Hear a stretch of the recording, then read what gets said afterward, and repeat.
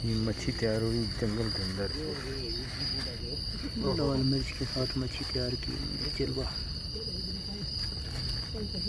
बहुत ज़बरदस्त तरीके से इसके चिप्स बनेगा और ऑयल के अंदर इसके अंदर तड़का लगा के ये बना रहा है। आपके साथ बना रहे हैं। हमने जंगल में से लकड़ी निकाली है, ढूंढ के लाए हम। ये बेआबान जंगल, उधर दूर पहाड़ जंगल और बैटमैन ऊपर यहाँ चारों तरफ।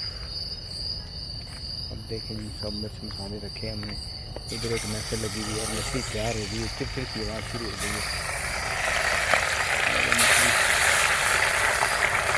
बहुत गर्म हो गया, बहुत गर्म हो गया।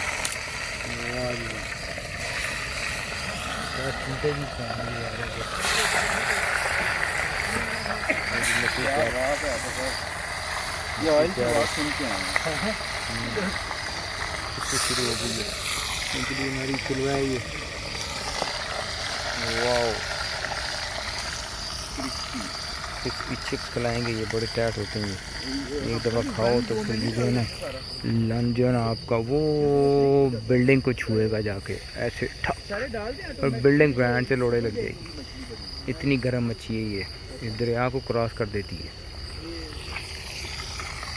वाह भैया, तैयार होगी मछली हमारी फ्राई। देखो